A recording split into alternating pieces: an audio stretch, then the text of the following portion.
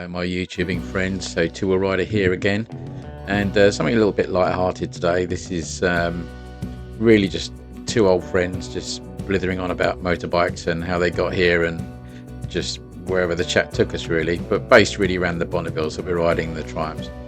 So we're out in the country and we're just enjoying the sunshine, and just thought you might enjoy this type of episode where we just have a general chat, a little bit of a laugh, but not a lot of motorbike riding in this, but really discussing the bikes and who we are and how we got it. So I hope you enjoy it and watch the rest of the video.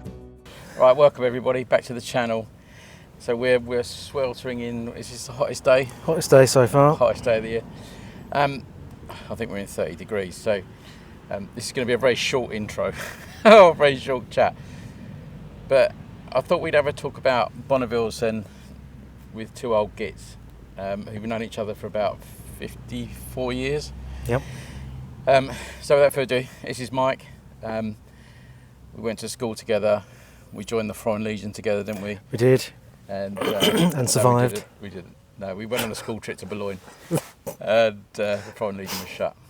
But I thought it would be interesting to talk about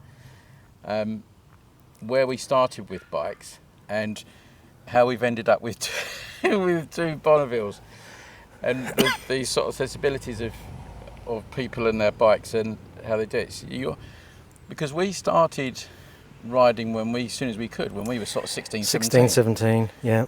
I had an unfortunate fizzy, the awful Yours was looking... a FSIEM. A FSIEM, It was a FSIEM. I don't know if anybody... I'll put a picture of it up. It was the most random bike I'd ever seen, the FSIEM. I'd saved up enough money to buy a bike, but it was only second hand, and in the end I won my father over and he said, well, you've got to buy a brand new one now.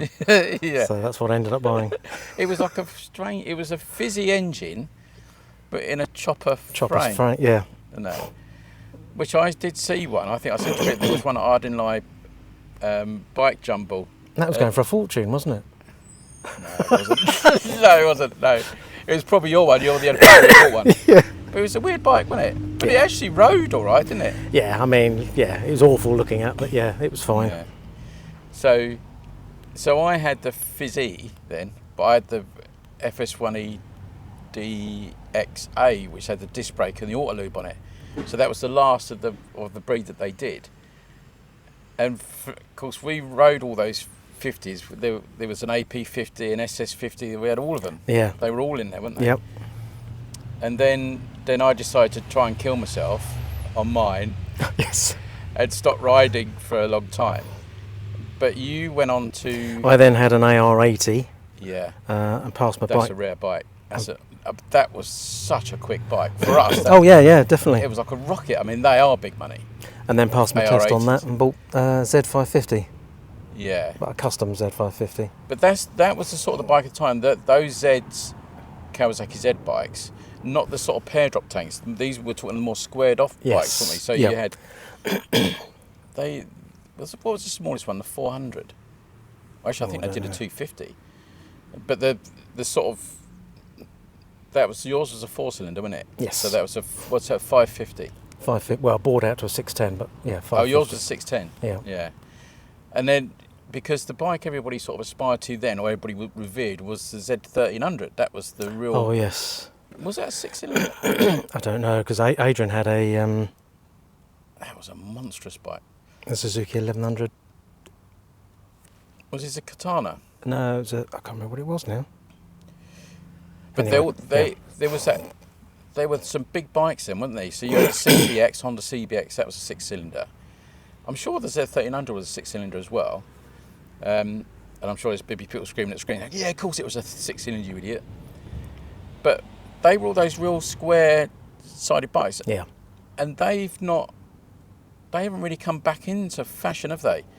Because the Z1s with the pear drop tanks, they're massive money now, and all those. But when you went from those sort of the Z1000s, the square, the coffin tape type, that's right. Tanks. Yeah. And then Suzuki came in with the Katana.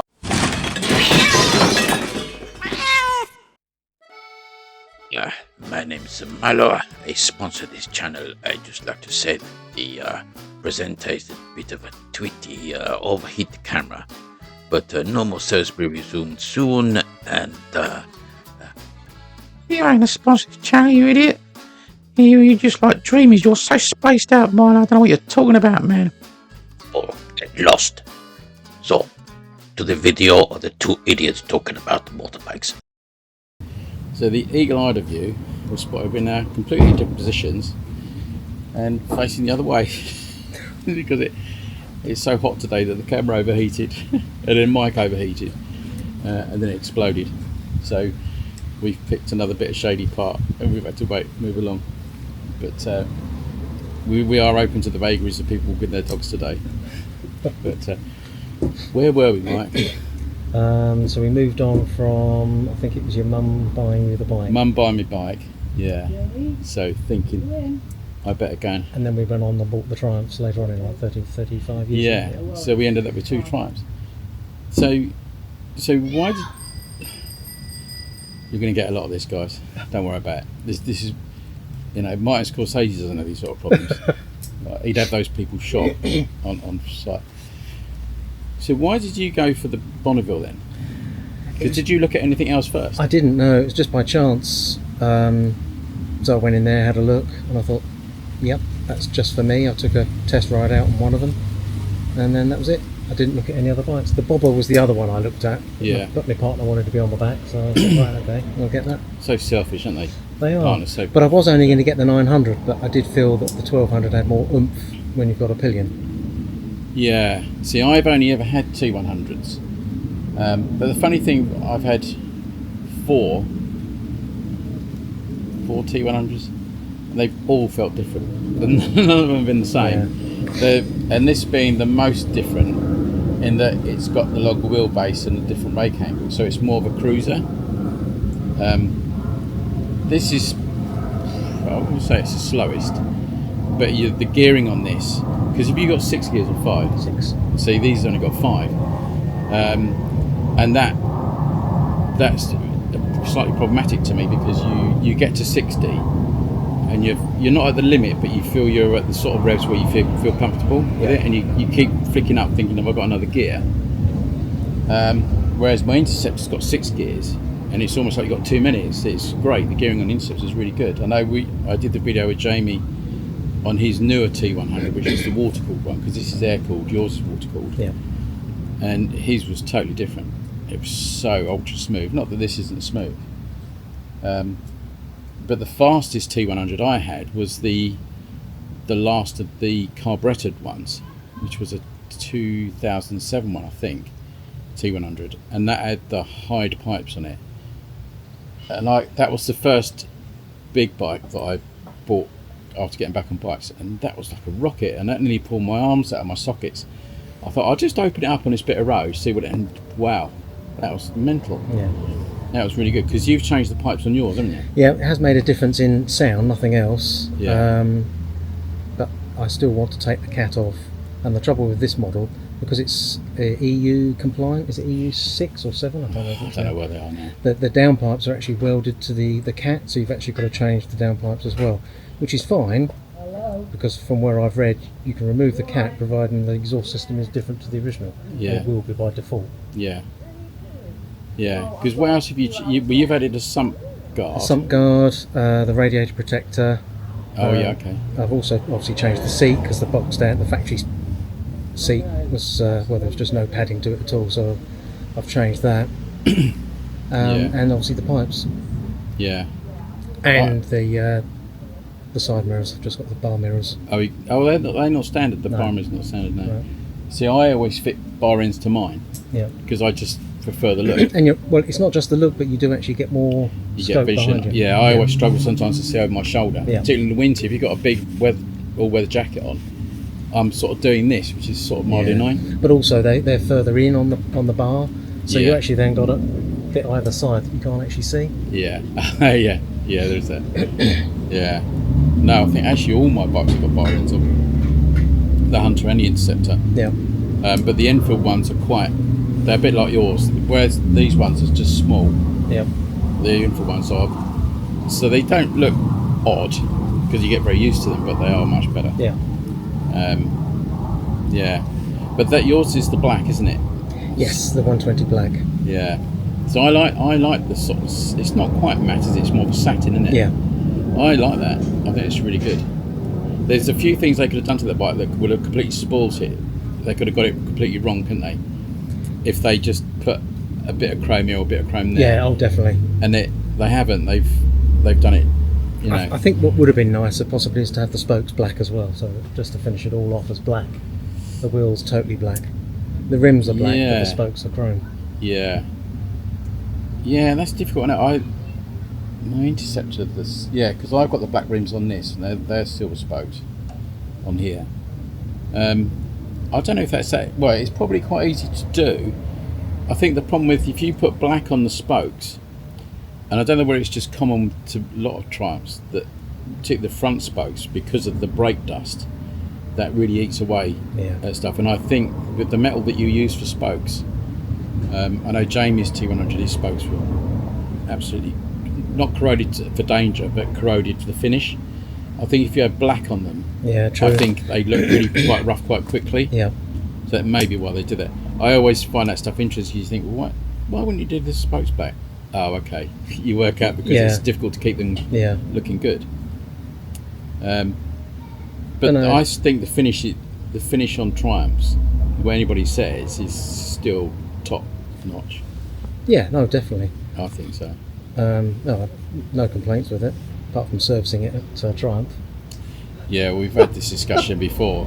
You know, I've done it, said about it with other bikes. I had the Africa Twin out the other week, and that's partially one of the reasons why I got rid of it, because to have the valve check done was about £850, and I thought, why? You know, you've got to dismantle the whole bike just to get to the heads. So it's like I was very flippant in my review of that bike, which I love that bike. It was one of my favourite bikes of all time. It was also to do with the weight of it. You know, if the bike fell over, it would have been easy. If I was in a desert or something, it would have been easy to just shoot it in the head and walk off, because there was no way I was going to lift it up. You know. You've got plans on going to a desert? Well, next year. yeah. Well, there's a builder's pit over there. Yeah. Well, possibly with the CB500X. So that's the project, which is people would have already seen the beginning of that project, because that's going to be shown next episode. So this is going to be a couple of weeks down the line. But I can't see the point in having an adventure bike that you can't pick up when it falls over. Yeah. It's just you know, you might get it upright once, and that's it. You're done. Yeah. You know, that's if you don't put your back out. But even these are pretty heavy. They are. I've not dropped it yet, touch wood. Yeah. I dropped this pretty much the day I got it. I wheeled it into the. I remember you saying. I wheeled it into the. We got like one of those tent things that come over. We could put two bikes under it, because the ones we keep at home all the time, the others we keep in the garage. And I caught my foot on the brick that we had supported with, and I couldn't put my foot out, and it just leant over of me. And I thought, I don't want to embarrass myself, because Karen was walking off, and I thought, I'll get it up, pick it up quick. And I grabbed the seat, and the seat sort of buckled up. It's plastic, it just came back down again. But Karen came running back over. It was more embarrassment than anything else. Any damage? I scratched one of the bar ends, Right. the mirrors. But these aren't Triumph, so I actually had another one of those, and I just put it on. But yeah, they didn't do any other damage to it. But I just think it's interesting that people of our age do gravitate to this style of bike. Yes. Or they go for the adventure bike, the GSs and all the rest of it. The thing I find with the sort of the street bikes is obviously you're actually leaning forward, and I don't know whether it's an age thing, but I can't do it. Pressure on I can't do it. on your wrists. That's why I sold my Ducati, because I loved riding that bike, and the noise was addictive. But I could only get 30 minutes on it, and then I'd had enough. Yeah. I got it out of my system. I rushed out the dual carriageway, and then thought, well, that's enough. And now if I'm not using it enough, it was no point keeping it. But then obviously I was thinking, well, I need to reduce the amount of bikes I'm holding. Yeah, and then I go and buy a Honda CB500X on a complete whim, which turned into something else. But yeah, but I think these Triumphs still are the king of the retros. I still think they even though they've been around for donkey's years, you know, there's still life left in this bike. Oh, definitely. You know, you know, it's a riding experience. They've kept the appearance. I mean, obviously there's modern technology on it. You know, you've got heating, heated grips. Yeah. Have you got heated grips on yours? Yeah. Are they built-in ones? Yeah. Oh, I didn't realise that. It's the first for I didn't know that. I didn't know you get heated grips on us. But they're still pretty bikes. Yours is one of the few of the new Bonnevilles that I look at and think, yeah, I'd like that. Yeah. That's just right. The bell ringing there means that someone's looking for me. Yeah, that'll be. Yeah, it won't be. But fuel efficient wise, it does anywhere between 65 and 70 to the gallon. Really, see, that's interesting. On my fuel injected ones, yes, I'm getting reasonable. Because have you got a fuel gauge? Yeah. See, I haven't, and I've not had any Bonnevilles with a fuel gauge. But I think my first Bonneville I was getting about 30, the carburetted one. But whether that had been jetted up or something, I don't know, because it was really hot. This is probably about the best, but I think my SE that I had that orange, sort of burnt orange 2012 T100 SE with yellow wheels, which was really pretty, but I didn't like yellow wheels very much. But that was phenomenally good. Yeah. But I bought that was about 7 years old when I bought that, and it only done 500 miles. So yeah, quite impressive. Right, I think we should get some shots of the bikes on the road. Okay. A little bit. But this video was just more about two old twits talking about bikes, really. And where we come from. But I think this is where we are. Have you got any sort of plans? You think, well, I'd like a different style of bike at some point, or another bike to go with it? No, that's it. That's the only one I want. Because that's doing everything for you, isn't it? That's doing pillion, touring a bit, and all the rest of it. Yeah. See, I won't tour this.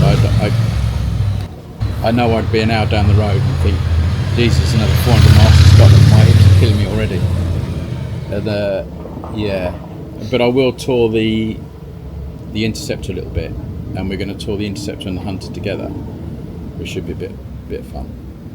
And then the CB500X. But yeah, another 6 months I'll have another bike. I'll have something else. But this is the only one I'm not going to sell. Oh, good. In theory, that you don't quote me on that. It's a nice one, though. But this. Oh, that was the other thing I was going to say. This has been ceramic coated. So this just has been ceramic coated, and I think that is actually a worthwhile thing because it has stayed really clean. Really clean. I've had this out quite a bit since I've had that done. And you can just wash it off and it's back to sparkling again. And I think that's probably a couple of £100, the ceramic coating. Like yeah, it's worth looking at. And I was concerned that it was going to spoil the colour of the black. You know, it was going to make it all shiny, but it hasn't. No, it's remained as it is. So yeah, ceramic coatings. Yeah, I know Karen's Street Triple, she's had that coated twice now, and you know what, that's immaculate. And that has kept that immaculate, I think. Yeah. But we'll do some other chats and things as we go on. We might do a back-to-back test of these two and see how they compare to each other. Yep. The T100 and the T120 Black. Right, we'll see you later, guys. Enjoy the bits of footage and ride safe. We'll see you in the next episode. Say goodbye, Mike. Take care.